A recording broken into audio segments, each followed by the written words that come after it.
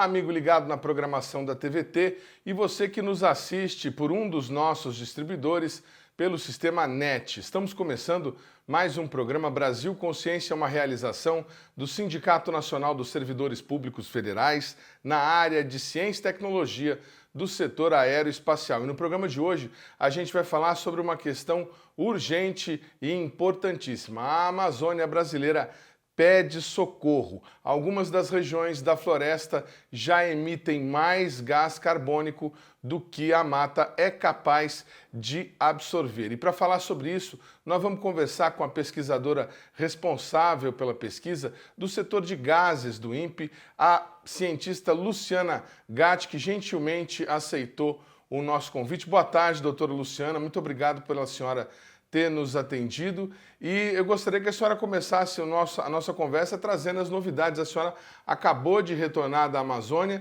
queria saber quais foram as impressões pessoais que a senhora teve ao observar a floresta dessa vez. Tá tudo queimando mesmo, doutora? Oi, Edmond. Primeiro, eu queria agradecer a oportunidade de estar aqui compartilhando com vocês, né? O importante da gente estar estudando e aprendendo é poder, ao compartilhar isso com a sociedade, gerar mudança, né? Gerar progresso para o país, né? É isso que a gente quer, contribuir com o país. Bom, outra coisa que não precisa de senhora, vamos de você, senão também eu vou te tratar de senhor. Pois não. Bom, terceiro, olha, essa minha visita me deixou triste, porque eu vou para essa região, né, trabalhar na Floresta Nacional do Tapajós há 21 anos. E foi muito triste ver que quase que só sobrou a Floresta Nacional do Tapajós de floresta, que o nível de desmatamento está gigantesco. A gente, hoje, ao invés de olhar aquele mar de floresta, a gente olha um mar de soja. E olhando o rio Tapajós, é uma fila de balsas gigantescas com inúmeros contêineres, todinhos cheios de soja, esperando os navios chegarem e levarem para outros cantos do mundo, né? E eu acho que a gente tem que se perguntar se isso é progresso, se isso é riqueza, né? Trocarmos a floresta amazônica por essa geração de, abre aspas, riqueza, né, que esse comércio da soja traz. Eu entendo que isso traz riqueza para um setor, né, os empresários da soja, eu entendo isso, mas hoje nós estamos num ponto de mudanças climáticas muito importantes que já estão fazendo diferença na nossa vida, né? As temperaturas estão aumentando e principalmente os eventos extremos estão aumentando por culpa das mudanças climáticas. E o Brasil tem uma imensa vantagem. Nós temos a Amazônia, que é um corpo gigantesco de árvores que tem vários serviços que nos auxiliam. Quais são eles? Absorver carbono, remover carbono da atmosfera, ajudar a fazer chuva, né? As árvores, quando elas evapotranspiram, elas alimentam a atmosfera com vapor de água que vai formar chuva. Só para você ter uma ideia, isso representa em torno de 1/3 da reposição de água na atmosfera que ajuda a formar nossa chuva. Bom, se a gente já desmatou 20% de árvores, nós reduzimos em 20% esse benefício, a grosso modo, né? Vamos só raciocinar aí de uma maneira simples. Esse benefício para o Brasil. E é um benefício extremamente importante para o agronegócio. Agronegócio sem chuva vai ser um problema, né? E quando esse vapor ele é lançado para a atmosfera, né? Veja, a água era líquida, ela se transforma em vapor. Para a água sair do líquido e ir para o vapor, ela precisa ganhar energia ou roubar energia. E essa energia que ela rouba é na forma de temperatura, de calor. Então, ajuda a resfriar. Então, olha o papel que a Amazônia representa na nossa vida. Ajuda a compensar uma parte das emissões de carbono que a gente faz, porque nós usamos combustíveis fósseis, e uma parte das florestas a gente transforma em plantação para produzir alimentos, né? Segundo, ajuda a fazer chuva, e aí a gente vai entendendo por que o Brasil é esse gigante do agronegócio. Porque nós temos chuva, nós temos temperatura, e isso traz essa condição maravilhosa para o Brasil. Então, assim, hoje nós já estamos observando a redução da chuva, que está trazendo muito impacto para toda a sociedade brasileira, né? Então, aí a gente já tem que começar a juntar o que a gente já sabe. A gente já sabe que as árvores têm um papel importante na formação da chuva e que desmatamento reduz a chuva. Então, olha, está na hora da gente sentar, olhar para esse Brasil todo, para todas as áreas que hoje não estão ocupadas, não tem produção, né? E começar a organizar aonde que essa produção agrícola pode se expandir sem representar desmatamento, sem representar redução de chuva para o Brasil, porque o agronegócio também precisa da chuva. Então, assim, veja, a ciência está aqui para ajudar nesse manejo, a construir um futuro bom, né? E assim, nessa minha viagem eu fiquei extremamente preocupada porque o desmatamento está avançando de uma maneira muito além do que poderia nessa região, né? Nós temos as nossas leis que dizem que apenas 20% poderia ser desmatado. E quando você está andando de avião, você tem a impressão que está ao contrário, que está 80% desmatado com soja e só sobrou 20% de floresta nas propriedades. Então, assim, está na hora da gente sentar e usar a ciência, usar todo esse conhecimento acumulado para administrar essa grande produção agrícola que o país tem, sem representar uma redução de chuva que vai causar um prejuízo para o próprio agronegócio, né? Eu, como cientista, é muito importante a gente colocar que, olha, nós estamos aqui para somar, nós estamos aqui para ajudar. Essa é uma questão importantíssima. E a gente quer ajudar, né? Então, olha, por favor, deixe-nos ajudar. Estamos aqui para contribuir. Dados do INPE divulgados nesse ano, em julho desse ano, há pouco mais de 2 meses, apontam que o desmatamento na Amazônia aumentou 51% nos últimos 11 meses, ou seja, no acumulado de agosto de 2020 até junho de 2021. Esse índice de desmatamento na Amazônia, ele, além dele ser recorde, ele provoca alguns efeitos não só para o agronegócio, mas para toda a sociedade. Entrevista de hoje do professor Pedro Jacob, do Instituto de Energia e Ambiente da USP, aponta que a crise hídrica, a falta de água e de energia, né, a falta de água nos reservatórios e, consequentemente, de energia nas produtoras de energia, nas usinas de energia, é decorrência do desmatamento da Amazônia. A senhora falou que a região pela qual a senhora sobrevoou está bastante devastada, bastante desmatada. Que região é essa, professora? E como é que vocês fazem esse estudo? Como é que vocês chegam à conclusão de que a floresta está emitindo mais gás carbônico do que está conseguindo absorver? Bom, primeiro deixa eu esclarecer que o DETER ele tem esse sistema para apresentar quais são as regiões onde está ocorrendo o desmatamento, mas a conta do desmatamento mesmo vai acontecer ainda daqui para frente, tá? Esse é um sistema que não dá para a gente quantificar com tanta precisão assim, né? Apesar de ter esse indicativo, não tem ainda o número, tá? Mas, falando do estudo, né? No nosso estudo, nós consideramos as emissões de carbono de 2010 a 2018, né? Os dados de 2019 e 2020 ainda não foram incluídos nos nossos estudos.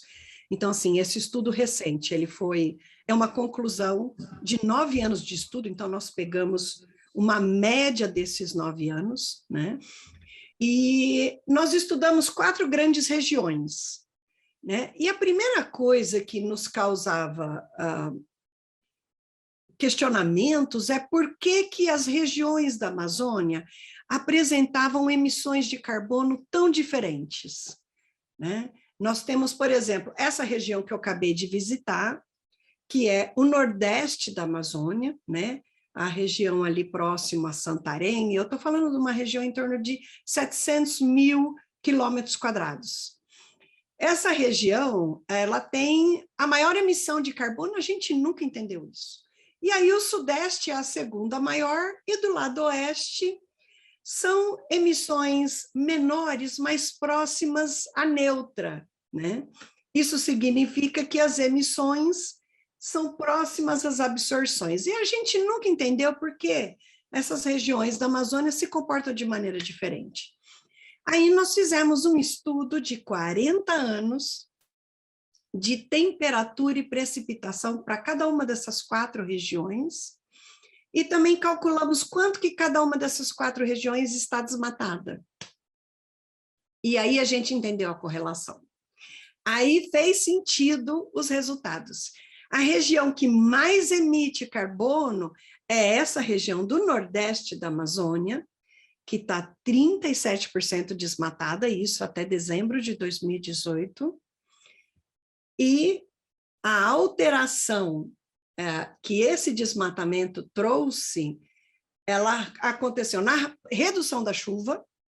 Essa região está tão desmatada que até a chuva acumulada anual perdeu 9%, mas a principal alteração, isso nós observamos em toda a Amazônia, acontece nos meses de agosto, setembro, outubro. E vamos fazer um paralelo com o resto do Brasil, né? O que a gente observa no Brasil, agosto, setembro, outubro?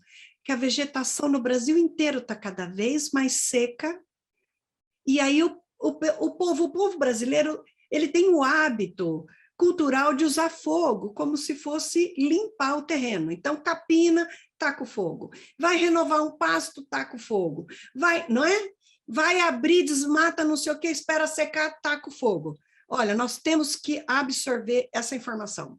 O Brasil inteiro está perdendo chuva, muita chuva, agosto, setembro, outubro, está tudo mais seco e aí as queimadas ficam incontroláveis, porque toda a vegetação está super seca.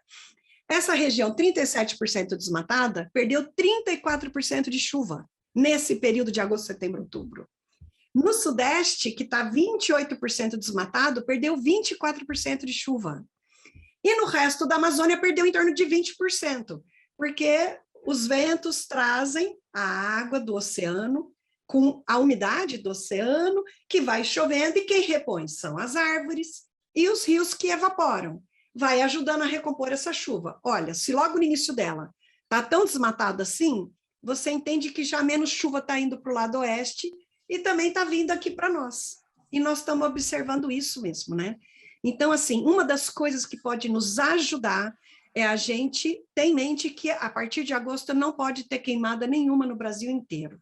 No máximo, ela pode ir até julho, idealmente até junho, porque aí a vegetação não está tão seca e fica mais fácil você controlar e não causar um grande acidente, um grande incêndio incontrolável.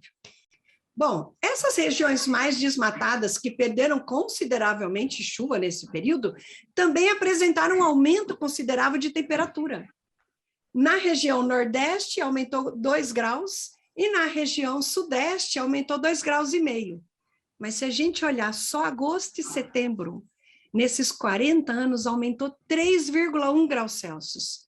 E isso é a média de 2 meses. Imagina a temperatura máxima, que é aquela temperatura no meio do dia.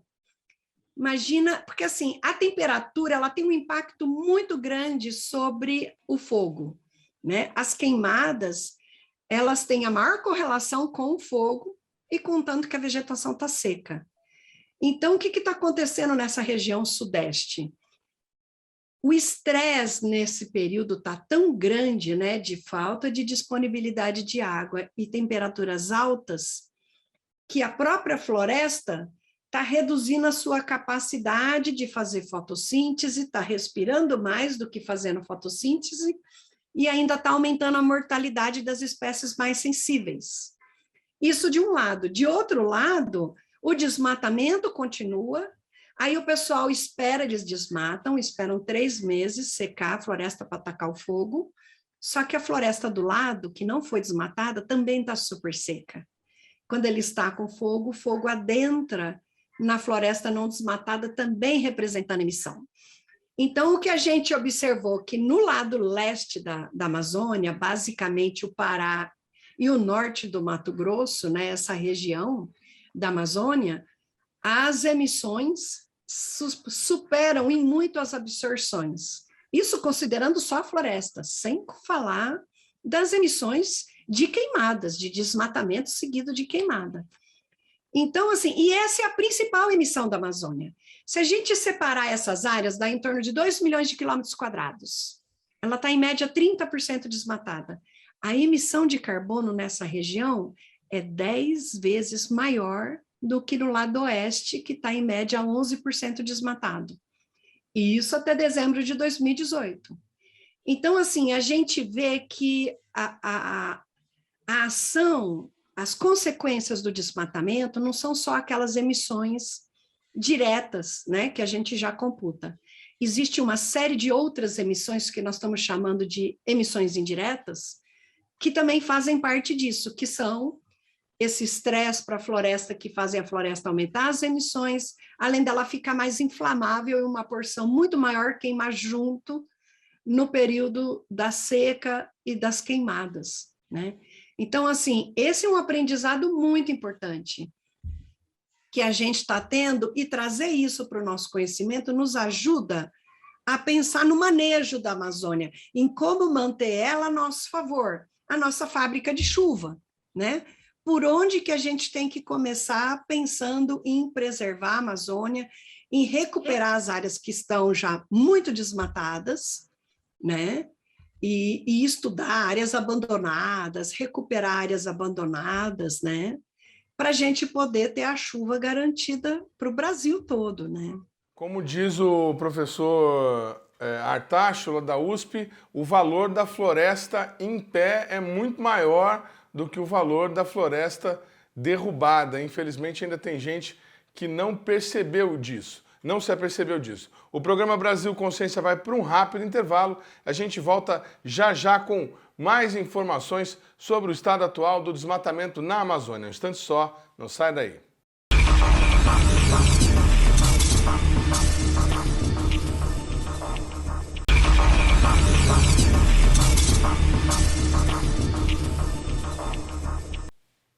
Segundo bloco, o programa Brasil Consciência de volta, conversando hoje com a cientista Luciana Gatti, autora do estudo que foi publicado em uma das revistas mais importantes do mundo, a Nature, e que aponta que vários pontos da floresta amazônica já emitem mais gás carbônico do que a floresta consegue absorver. Você que tem algum tipo de conhecimento sobre a floresta amazônica, já deve ter ouvido falar sobre a Amazônia pulmão do mundo. Seria esse o efeito que ela faz absorvendo. Nós estamos aqui conversando com a doutora Luciana, que acabou de retornar lá da floresta. Doutora, a senhora estava falando sobre os principais pontos de emissão, o desmatamento e as queimadas. A senhora chegou a falar desse manejo, né, o costume brasileiro de usar a queimada para fazer limpeza de terreno. Isso em alguns momentos tem sido usado como discurso, um discurso negacionista sobre os danos da floresta, dizendo que esse tipo de ocorrência sempre aconteceu, sempre teve índio, sempre teve agricultor local usando do fogo para limpar terreno na floresta e que não há aí um grande risco. A senhora concorda com essa avaliação? A Amazônia está preservada, está segura? Nós temos que explorar a Amazônia como alguns imaginam? Não, olha, primeiro que assim, não é que saiu do nosso estudo, tá? A gente mede gás de efeito estufa na atmosfera, né? Então, a gente mede as concentrações de CO2 na atmosfera e fazemos os nossos cálculos de balanço. As outras informações a gente vai estudar os estudos de colegas, né? Então, assim, olhando estudos de colegas, o que a gente vê é que não são os pequenos agricultores, né, que estão por trás aí do desmatamento e dos incêndios. Isso é realmente assim um processo de grilagem, né, de tentativa não, né? E realmente existe um avanço dessas atividades sobre as terras públicas, né, sobre terras ainda sem destinação, né, pelo governo federal. Eles invadem, desmatam, vendem essa madeira ilegalmente, né, e tacam fogo e vendem. E aí essa área é principalmente ocupada na Amazônia pela pecuária. A pecuária representa em torno de 90% das atividades. Então, não dá para culpar o pequeno agricultor, né? Mas existem muito boas notícias nesse campo. Teve uma reportagem recente mostrando áreas dentro do estado do Pará que colocou preservação da floresta, né? Reflorestamento junto com o gado, e a produção do gado triplicou.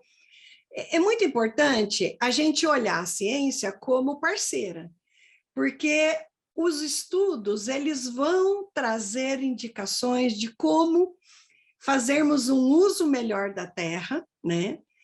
Gerando riqueza. Esse modelo que hoje está trazendo tanto desmatamento é um modelo arcaico, é um modelo antigo, né? É onde você desmata e coloca o gado, né, num desperdício de terra enorme. É uma cabeça de gado por hectare, alguma coisa assim, uma produtividade extremamente baixa. Então, a gente perde essa floresta, que está causando um serviço enorme para o país, gerando chuva, ajudando a resfriar a temperatura por uma cabeça de gado. Então, assim, vamos usar a ciência, né, para poder ter a produtividade, para poder gerar riqueza e manter ainda o serviço importante que a Amazônia exerce na nossa vida. Existem inúmeras maneiras de você gerar riqueza com a floresta em pé, né? Tem aí projetos incríveis de agrofloresta, de produção a partir de sementes, de frutos, levando, por exemplo, à industrialização desses produtos. Ao invés de se comercializar a matéria-prima, se comercializa o produto acabado. Então, você estabelece indústrias na Amazônia, você gera emprego, você gera riqueza, você agrega valor a essa matéria-prima, e aí você precisa extrair muito menos para gerar aquela mesma riqueza. Então, assim, a gente pode usar as informações que a gente já tem, toda essa capacitação científica e técnica que a gente já tem, né, para gerar economia na Amazônia. Ninguém está dizendo que a Amazônia não possa, né, que só tem que preservar e não pode gerar economia. Não. Existe uma quantidade enorme de projetos que já demonstraram viabilidade de gerar riqueza para a Amazônia. Acho que está na hora, assim, nós estamos no momento em que as mudanças climáticas já chegaram, né? Nós já estamos com falta de água, nós já estamos com crise hídrica, estamos com crise energética, estamos assistindo outros países com incêndios incontroláveis, pessoal tendo que abandonar cidades. Então, assim, estamos vivendo hoje uma crise emergencial. É muito importante nós reunirmos todos os setores da sociedade, reunirmos o agronegócio, a ciência, o governo, o legislativo, o judiciário, o Ministério Público, enfim, todos os atores, para a gente estudar qual é a melhor maneira de continuar gerando riqueza no Brasil, mas garantindo essa condição climática maravilhosa que o Brasil tem, que é por conta da Amazônia. Essa é a informação chave que a gente tem que usar, que assim, A Amazônia representa essa riqueza do agronegócio. Desmatar a Amazônia é prejuízo para o agronegócio. Então, assim, a gente tem que se somar nessa história. Nenhum setor é inimigo de outro. A gente tem que fazer com que a ciência auxilie nessa tomada de decisão. Vamos dizer assim, nesse manejo, nessa administração de aonde é melhor botarmos, né, as atividades agrícolas, pecuária, como fazer isso, né? Com esses, já tem tantas experiências mostrando aí uma rentabilidade altíssima. Eu lembro de ter assistido uma reportagem de uma família dizendo que hoje, incorporando esses conhecimentos de agrofloresta, de restauração florestal e produzindo junto, que o rendimento deles triplicou de quando eles faziam do velho jeito. Então, assim, a gente não tem que gerar economia como se gerava 40 anos atrás. A gente evoluiu 40, 50 anos, a gente tem um monte de conhecimento, né? Vamos usá-los para administrar melhor, porque, assim, nós não queremos que isso vire uma Itália, uma Grécia, uma Califórnia queimando incontrolavelmente, né? Nós temos que evitar isso. E a ciência está aqui para contribuir, né? Acho que esse tem que ser o tom, né? O tom. A gente tem que se somar. Muito importante a gente entender isso.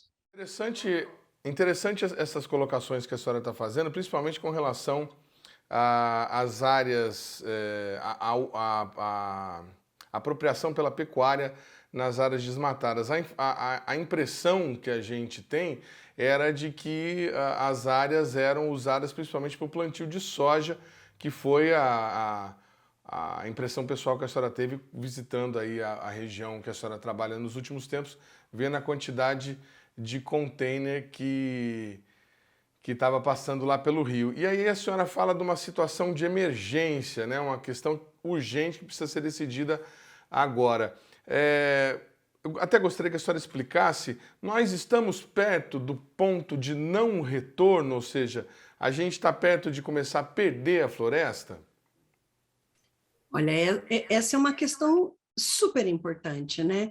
Bom, primeiro só esclarecendo, 89% da ocupação do agronegócio na Amazônia é pecuária e 11% é agricultura.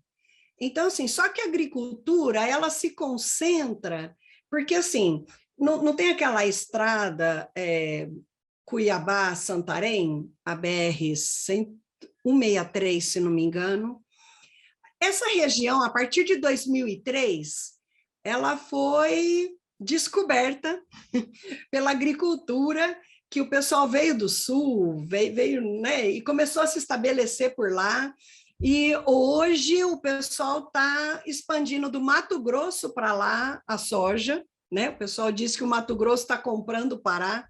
Isso eu escutei de moradores de lá dizendo isso. E veja, então assim, quando você está lá e você sobrevoa, você vê um mar de soja. É impressionante. Mas isso é muito local, né? Até para eu falar, olha, esses 700 mil quilômetros quadrados, que quando a gente faz o perfil de avião tão representado ali, essa soja não é a maioria, né?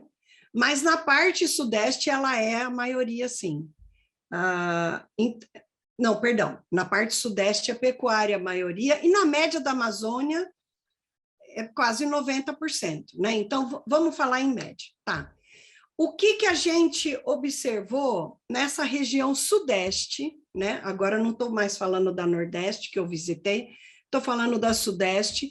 O ponto em que a gente faz as coletas de avião, ele é uns 100 quilômetros acima de alta floresta, e aí toda a massa de ar que chega nesse ponto é a região representada. É uma região de em torno de 1,4 milhões de quilômetros quadrados. Nessa região, o que está acontecendo? Essa região ela está tendo a somatória de dois processos. Um que é o mais agudo, que é o desmatamento, porque ele reduziu em 24% a chuva, agosto, setembro, outubro, e ele aumentou a temperatura em 2,5 graus, se considerar só agosto e setembro, 3,1 graus Celsius. Olha, e isso é a média de 2 meses. Nós temos colegas cientistas que estão nessa região, fazendo lá pesquisa direto na floresta, estudando o que está acontecendo com a floresta. O ano passado, nesse período, eles chegaram a medir, na altura da copa das árvores, a temperatura de 50 graus Celsius. Olha, vamos pensar, que floresta, que árvore de uma floresta tropical úmida pode passar 3, 4 meses com uma chuva menor que 50 milímetros por mês e temperaturas altíssimas, ao ponto de chegar a 50 graus um dia. As árvores que são mais típicas da floresta tropical úmida, que precisa de mais disponibilidade de água, temperatura mais amena, essas árvores estão morrendo. Agora, vamos pensar nas outras que não chegam ao ponto de morrer. Numa condição de seca extrema, temperaturas altas, as folhinhas começam a ficar marrom. O que significa uma folha marrom? Ela já faz menos fotossíntese. Fotossíntese é quando ela pega o gás carbônico, absorve, ele vira matéria, então ele faz a árvore crescer e solta oxigênio. Quando chega de noite é o contrário, mas como o CO2 está muito abundante, né, o gás carbônico está muito abundante na atmosfera, ela acaba absorvendo mais do que eliminando. Só que nessa condição de extremo estresse, as folhas vão ficando marrom, né? A árvore vai secando ao ponto da... E se as folhas caem, mas ela continua respirando. Então, a gente tem mais emissão do que absorção. Quando a gente olha nessa região, a gente vê o seguinte, os meses de janeiro, fevereiro e março, a floresta está mais absorvendo do que emitindo. Só que aí, abril, a precipitação começa a descer e a temperatura começa a subir. A gente já vê mais emissão do que absorção. E aí os outros 9 meses vão ser de absorção, né? Quando chega agosto, setembro, outubro, é o pico das emissões de queimada, onde as emissões aumentam muito mais. Então, a gente vê que nessa região está tendo muito mais emissão do que absorção. Bom, isso na Amazônia inteira, mas nessa região, mesmo tirando as emissões de queimada, a própria floresta está mais emitindo do que absorvendo. Quando a gente olha o fluxo total de carbono dessa região, 1/3 dele é emissão da própria floresta e 2/3 de desmatamento com queimadas. Então, no resto da Amazônia, a gente tem a Amazônia como um todo ainda absorvendo, ela absorve em torno de 1/3 do total que nós emitimos com desmatamento e queimada.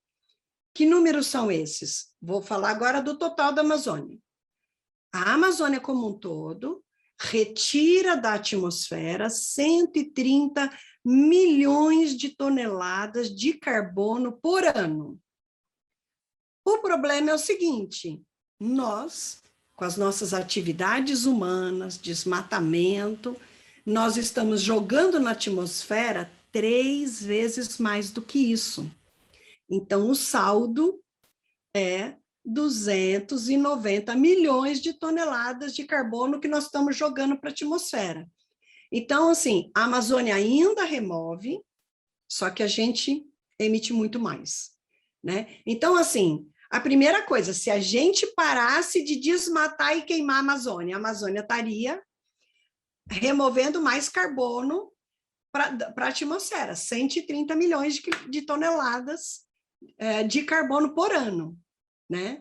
Então, assim, é por isso que eu digo, a gente tem que usar essas informações para administrar, né? Nós temos, outro dia um colega estava dizendo, né? Nós temos 72 mil hectares de áreas que foram abandonadas, né? Pastos degradados que o pessoal simplesmente abandona e desmata mais. Então, assim, se a gente tiver uma política de recuperação florestal, de recuperação de áreas degradadas e não ampliação de desmatamento, a gente já pode começar a virar essa página. E aí você me pergunta, chegamos num ponto de não retorno? Olha, eu espero muito que não, eu sou uma pessoa otimista, né? E eu diria o seguinte, olha, da mesma maneira que hoje a gente vê que desmatar, queimar, reduz a chuva, aumenta a temperatura e faz com que o ano que vem a consequência, né, seja uma perda maior ainda de floresta, porque a floresta queima mais, fica mais inflamável, e ano a ano a coisa só piora e tem menos chuva e mais temperatura, e a queimada é mais incontrolável e desmatamento. Da mesma maneira que a gente vê esse processo acontecendo, se a gente conseguir fazer esse manejo, fazer um grande acordo nacional, onde nós vamos procurar recuperar as áreas degradadas e torná-las produtivas, ter uma política nacional de lidar com isso, e a gente tem ciência o suficiente para conseguir fazer isso, já sabemos fazer isso, é possível, né? E com certeza vamos ter muito auxílio se o Brasil entra, né, nesse cenário de combater o desmatamento, queimadas e começar a recuperar áreas degradadas. Com certeza nós vamos ter muito auxílio para fazer isso. E assim, se a gente pensa, olha, então nós vamos parar queimar, desmatar, a Amazônia já virou um sorvedor, certo? Porque ela ainda consegue retirar 130 milhões de toneladas. E aí nós vamos estar, paulatinamente, a floresta tendo mais condição de se recuperar, porque deixando de desmatar, nós vamos dar um fôlego para a recuperação florestal, e ainda tendo projetos de recuperação florestal, nós vamos ter mais árvores para aumentar a chuva, ajudar a amenizar a temperatura, que vai promover mais condição de recuperação florestal. Então, assim, eu aprendi que a natureza, tudo está interligado, né? Vamos pensar na natureza como aquele joguinho de dominó, onde os dadinhos estão tudo ali, mas tudo está interligado, né? Você bate no primeiro dadinho e, como consequência, todos os outros vão caindo, né? Então, da mesma maneira que a gente viu que o desmatamento está promovendo todo esse monte de consequências negativas que estão amplificando as emissões de carbono, que a gente nem sabia, da mesma maneira, se a gente parar esse processo e for ainda, sabe, fazer um manejo, né, das áreas que prioritariamente nós estamos precisando recuperar, a gente vai ter um dadinho no sentido oposto, onde uma coisa vai levando a outra e vai favorecendo a capacidade de recuperação da floresta, né? Assim, a gente vê nascentes que secaram voltarem quando o fazendeiro lá vai e refloresta em volta da nascente, né? A gente vê com muito sucesso muitas iniciativas desse tipo. Então, assim, a gente tem conhecimento para fazer isso, né? Então, eu acho que basta a gente entender que isso é importante e fazer. Eu tenho chamado isso de um grande acordo nacional, né? Um grande acordo onde é todos pelo Brasil, vamos chamar isso. Acho o nome perfeito, porque, assim, a falta de chuva afeta todos, né? Então, isso está urgente da gente fazer, porque a cada ano que passa diminui mais ainda a chuva, o desmatamento está indo justamente na Amazônia, que é a nossa caixa d'água, né? Nós estamos quebrando a nossa caixa d'água. Então, assim, a gente precisa fazer isso para já. Doutora, interessante a senhora dizer que nós estamos quebrando a nossa caixa d'água. Os dados, tanto do DETER quanto do PRODES, apontam um crescimento recente no desmatamento. É possível dizer que esse crescimento prejudicou mais a floresta do que nos outros anos? É uma pergunta um pouco óbvia, é óbvio que se desmatar mais prejudica mais, mas nós estamos vivendo um momento singular na história do desmatamento brasileiro, para perguntar dessa maneira?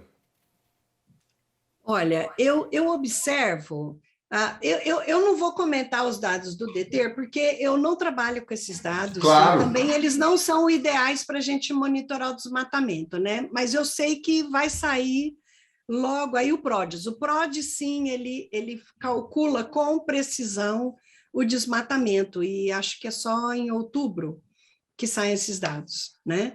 Então, assim, mas o que a gente está vendo? A gente está vendo nos últimos 3 anos recordes de desmatamento e queimadas e recordes de redução de chuva. Não é? A gente tem que parar de achar que tudo é coincidência e começar a entender as correlações de uma coisa com outra. Veja, é muito óbvio, estudo... mas é preciso dizer, né? Uma coisa liga com a outra, Exato. Né? Olha, o nosso estudo, ele não pegou esse período. Ele pegou o período anterior. Nosso estudo terminou em dezembro de 2018. Mas ali já estava estabelecido essa correlação entre desmatamento e redução de chuva. E ela se dá mais nas áreas mais desmatadas. Então, veja só, a área mais impactada com falta de chuva é onde está centrando plantação e exportação de soja. Então, assim, veja, os produtores de soja precisam de chuva, né? Então, assim, a gente tem que lidar com consciência no planejamento do uso da terra, né? Olha o consciência aí. Né? A gente Brasil precisa, ainda mais hoje, quando o clima está mudando. Então, assim, você não pode hoje pensar como você pensava décadas atrás, né? Porque o clima está mudando, está diferente. Como é que você vai planejar a tua plantação, a safra, a safrinha, se o clima está mudando, se a chuva está mudando, se a temperatura está mudando? Isso vai impactar a tua plantação. Então, assim, está na hora da gente juntar todos os setores, a ciência, a tecnologia, a Embrapa está aí com conhecimentos imensos, né? E o agronegócio, para ver de que maneira nós vamos proteger esse agronegócio brasileiro para ele não se quebrar nessa perda de chuva. Imagina daqui 3 anos, como é que vai estar o nosso agronegócio se a gente não está alertando agora e dizendo, pessoal, por aí a gente vai entrar num futuro tenebroso, não é? Quando a gente dá esse aviso, nós estamos a favor. Então, assim, eu tenho insistido muito nisso, porque se o agronegócio nos olhar como adversários, a gente não vai conseguir fazer algo pelo país, né? A ciência está aqui para somar. Eu tenho visto muito isso e me causa uma frustração gigante, porque a gente estuda, aprende. Hoje, com esse nosso estudo, a gente aprendeu mais consequências, né, do desmatamento que ele não sabia, não estão incorporados nos modelos. Olha, isso é uma informação importante. Se isso que a gente descobriu agora for incorporado nos modelos, sabe aqueles relatórios do IPCC que deram aqueles cenários? Eles vão chegar muito antes. O que nós estamos vendo hoje na Amazônia chegou antes do que os modelos tinham previsto, porque não tem nos modelos essas outras consequências negativas que o desmatamento está levando. Não tem lá que a chuva reduz, não tem lá que a temperatura aumenta. Então, assim, as coisas se amplificam. A gente tem que, hoje, somar todas as capacidades que a gente tem na sociedade para planejar o futuro. O futuro da humanidade está cada vez mais incerto e mais em risco. Quantas pessoas morreram esse ano de desastres de eventos extremos? Olha, na Grécia, eles tiveram que desocupar cidades inteiras. O que significa isso? Imagina se isso chega no Brasil. Por que não chegou ainda no Brasil? Olha, isso está na Califórnia faz tempo, isso está na Austrália faz tempo, isso já teve há 3 ou 4 anos atrás em Portugal, né? Por que ainda não chegou no Brasil? Porque nós temos na Amazônia. Se a gente continuar desmatando a Amazônia, isso vai chegar na gente.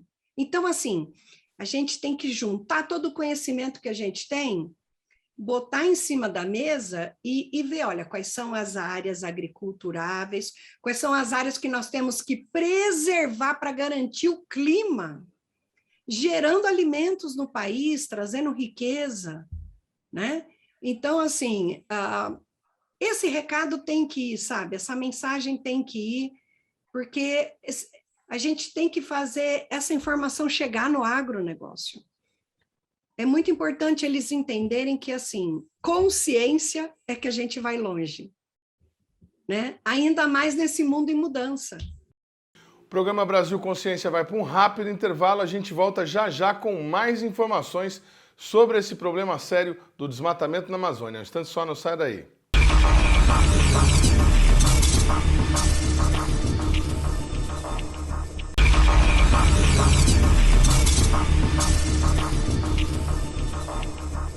Terceiro bloco, a gente continua aqui falando hoje sobre o desmatamento na Amazônia e as implicações para a emissão de carbono e o controle da temperatura e dos eventos extremos no planeta. A doutora Luciana Gatti, do INPE, que coordenou a pesquisa publicada na revista Nature, está aqui nos explicando, nos dando uma aula de como os eventos extremos que nós temos observado cada vez mais graves no nosso país e no mundo de uma maneira toda, tem relação sim com essas mudanças que nós estamos criando, o homem está criando no clima. Doutora Luciana, a senhora falou do estudo que foi publicado na Nature, ele termina em 2018, né? É o período de 40 anos que vocês conseguiram levantar esses dados. Mas a senhora esteve na Amazônia agora recentemente. O estudo continua? São dados complementares? É outro estudo? O que o grupo da senhora está pesquisando nesse momento? Olha, o estudo continua, né? Nós fazemos 2 coletas por mês usando avião de pequeno porte. Ele começa lá em 4 quilômetros de altura e ele vem descendo, coletando várias alturas. São 2 vezes por mês em cada um dos 4 locais, né? Então, isso não parou. Esse projeto, ele continua, né? E nós temos um projeto grande, um temático da FAPESP, que vai estar financiando essas coletas até dezembro de 2022, né? E esperamos que a gente depois tenha recursos novos para continuar, porque observando tanto que a Amazônia está mudando, a gente vê que é importantíssimo esse estudo não parar, ter continuidade, porque só com um estudo que você tem de longo tempo, e assim, a gente começou a fazer perfis de avião na região Nordeste, lá em Sam, no ano 2000. Então, ele tem mais de 20 anos.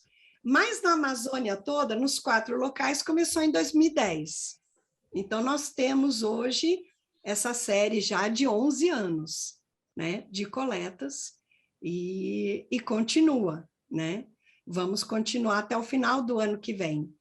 Mas hoje nós vamos ter condição de, observando que nos últimos 2 anos, né, 2 anos e meio, 3, nós tivemos uma aceleração do desmatamento na Amazônia, né? E essa aceleração, qual foi o efeito que ela teve sobre a Amazônia? Essa é uma pergunta extremamente importante, que vai ser a próxima etapa da nossa pesquisa, né? Ao complementar essa série temporal, que vai dar para a gente comparar com essa média de 9 anos que a gente acabou de publicar. E a outra coisa que a gente está fazendo é uma parceria com esses colegas que a gente fala, né, a turma do estudo bottom-up. Bottom-up quer dizer a turma que estuda na superfície e depois junta tudo para tentar fazer esse cenário geral. A gente faz o contrário. A gente mede lá em cima, né, vê quanto que a totalidade está emitindo. Então, assim, hoje, pegando essa informação que a gente traz de qual é o fluxo total de carbono, e a turma que está estudando lá embaixo, né, cada pedacinho, a gente vai tentar responder essa pergunta se a região sudeste da Amazônia já chegou a um ponto de não retorno. Hoje, essa região está mais morrendo do que crescendo. Quando eu falo isso, eu não estou levando em consideração todas as emissões humanas. Eu estou falando só da floresta. Hoje, a floresta mais emite do que absorve em função do aumento da mortalidade e durante o estresse, esse desbalanço, onde ela mais respira do que faz fotossíntese. Então, assim, isso já é uma condição de não retorno? A gente não sabe, né? O ideal seria a gente conseguir projetos de recuperação florestal nessa área e observar o sucesso da recuperação dessa área para ela voltar a absorver mais do que emitir. Esse é o sonho, né? Esse é o sonho, mas em todo caso, assim, a gente está combinando essa parceria para a gente poder responder essa pergunta. Então, nós temos hoje esses dois objetivos, né, para elucidar com o nosso estudo o que está acontecendo. E essa resposta sobre a condição ou não de não retorno da região sudeste deve sair em quanto tempo, doutora? Olha, isso é muito difícil dizer, né? Em ciência, você faz a pergunta e você vai a campo, vai pesquisar, né? Vai se debruçar sobre todas as informações disponíveis, verificar se ainda faltam informações, então você tem que desenhar experimentos para ver. Isso não dá para prever, né? Isso não dá, mas a gente vai organizar um workshop para todo mundo trazer à mesa que informações tem, para a gente avaliar se a gente já tem informações de tudo que a gente precisa saber para poder responder essa pergunta. Se não, nós vamos elaborar aí um projeto em parceria para a gente desenvolver experimentos para isso, né? Então, assim, essa resposta eu vou dizer para você que eu vou te dar daqui uns 2, 3 meses, se a gente já tem condição de apenas juntando tudo que os grupos sabem, né? A turma do top-down com a turma do bottom-up, se a gente já consegue, juntando tudo, responder essa pergunta, ou se nós vamos ter que fazer estudos adicionais, né? Já tem data para esse workshop? Importantíssimo, hein? Olha, eu prometi organizar ele para esse mês, eu estou na falta, porque eu entrei, assim que o nosso artigo foi publicado, eu entrei nessa maratona de dar entrevistas e, nossa, olha, eu atrasei relatório que eu tinha que fazer desse meu projeto grande. Hoje foi o prazo limite aí para eu pedir a renovação da minha bolsa de pesquisador do CNPq e não dava tempo, né? Não dava tempo. Então, assim, eu estou atrasada. Eu estou atrasada, mas eu não estou reclamando, não, porque é tão importante, e eu sou tão grata de estar podendo compartilhar o que a gente aprendeu na nossa pesquisa, né? De que vale a ciência se não for para a sociedade usufruir dessas informações e isso gerar melhoria, né? Melhoria de vida, melhoria, né, das tecnologias. Então, assim, se a gente faz a ciência, só publica e fica isso dentro do mundinho científico, né? Não sai da bolha, não chega a informação em quem pode usar ela e tornar ela útil, né? Útil para melhoria na vida das pessoas, não vale nada, né? Então, eu estou muito grata e eu realmente acho que a gente tem que usar esse espaço que está sendo usado, né? Que está sendo dado para a gente, para poder divulgar o que a gente aprendeu. E foi muita coisa, né? A gente já sabe que a Amazônia virou uma fonte de carbono desde 2016, né? Em 2016, a gente já tinha a média de 5 anos, que foi a nossa primeira meta, né? A nossa primeira meta era ter 5 anos para ver se a Amazônia era uma fonte ou um sumidouro. E quando nós chegamos nesses 5 anos, foram duas coisas. A primeira, que teve um ano muito anômalo, que foi 2010, e ele fazia muita diferença, né, nesses outros 4 anos. Então, a gente achou que o ideal seria ter uma década de resultados para poder responder o que a Amazônia representa para o mundo, se ela é mais se ela está mais absorvendo ou mais emitindo carbono. E, em segundo, veja, é uma responsabilidade muito grande dar essa notícia para o mundo, né?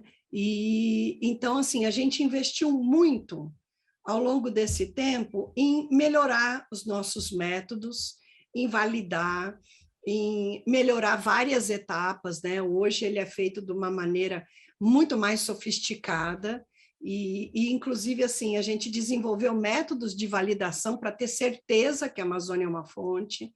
Então, assim, hoje eu te digo com 100% de certeza, a Amazônia é uma fonte de carbono. Então, assim, a gente poder tá dizendo isso e explicando os porquês vem dessa caminhada que a gente fez, né? Essa caminhada onde a gente desenvolveu muitas outras ferramentas que nos ajudou a entender por que isso está acontecendo com a Amazônia. Veja, o lado oeste da Amazônia, ele é neutro. Ele é neutro, ele consegue absorver tudo o que é emitido. E ele está, em média, 11% desmatado. Isso é uma informação muito importante, né? Se a Amazônia toda tivesse na mesma condição que o lado oeste, a Amazônia seria um grande sumidouro de carbono. Então, assim, dá para a gente consertar a nossa caixa d'água, né? Dá para a gente, com essas informações, gerar muita riqueza para o Brasil, pelo agronegócio. Basta escolher quais são as regiões onde é muito importante preservar e as regiões onde nós podemos explorar todo o potencial do agronegócio, melhorando tecnologia, aumentando produtividade ao invés de aumentar a área utilizada, né? Então, assim, com ciência, a gente vai longe.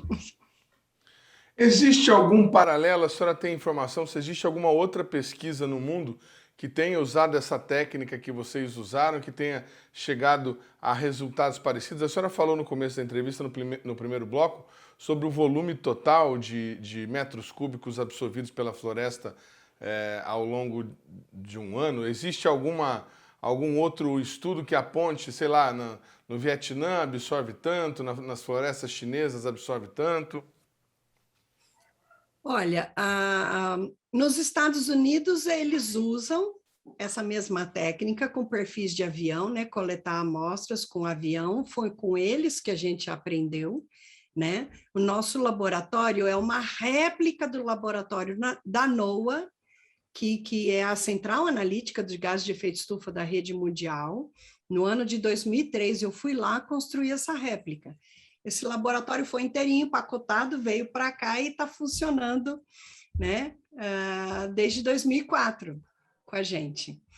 E agora, existe um outro estudo que usou tanto os nossos perfis de avião como dados de satélite, que chegou exatamente nos mesmos resultados que a gente chegou a respeito da Amazônia, né, que são parceiros que trabalham com satélite. O Paul Palmer, o grupo do Paul Palmer da Universidade de Estocolmo, não, oh meu Deus do céu, fica na Irlanda, esqueci o nome da universidade. Pode chamar a colinha aí, se quiser procurar, eu vou procurar aqui, Paul Palmer, vamos ver se a gente acha. Bom, é da Grã-Bretanha, né? Uma universidade da Grã-Bretanha, nós fomos parceiros dentro de um dos projetos aí que ajudou a gente com esses perfis de avião, que, nossa, muitos projetos já ajudaram a financiar. Essa é uma pesquisa cara, né? Coletar com avião é muito caro. Só nessa pesquisa publicada foram 590 perfis de avião, né?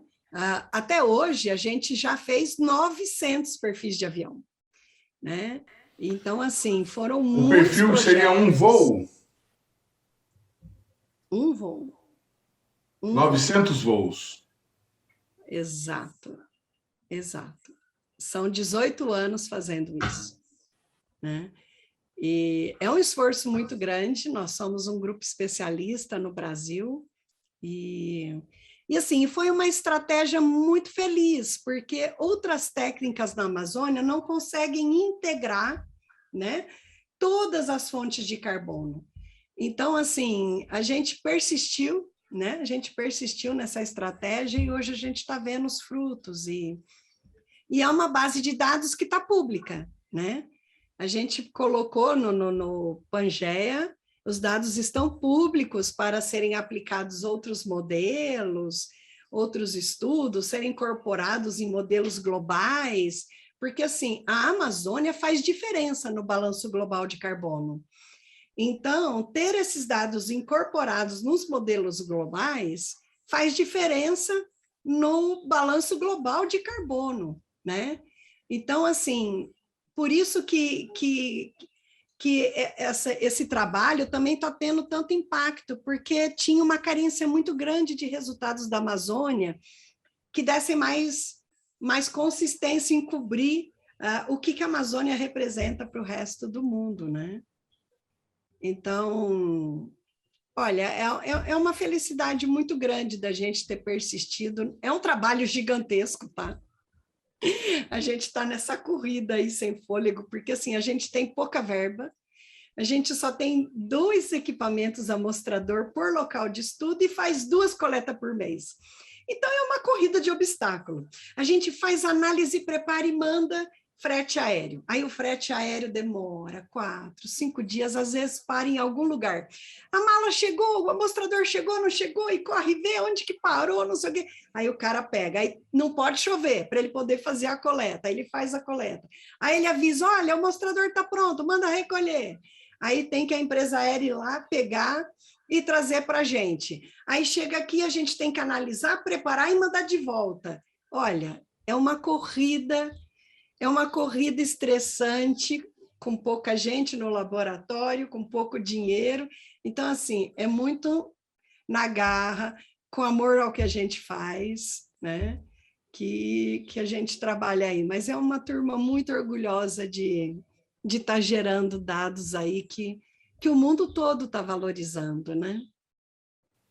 Com toda certeza, a repercussão do trabalho brasileiro desenvolvido por pesquisadores e cientistas do INPE foi muito grande em todo o planeta. O programa Brasil Consciência vai ficando por aqui. Quero agradecer demais a doutora Luciana Gatti pela participação. Você que quiser assistir os programas produzidos pela rádio do CineCT deve acessar a nossa página no Facebook, que está aí para você na tela nesse momento.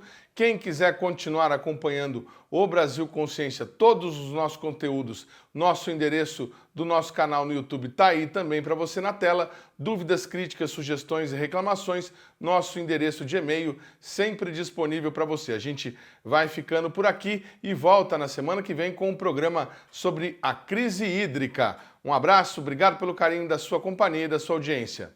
Tchau!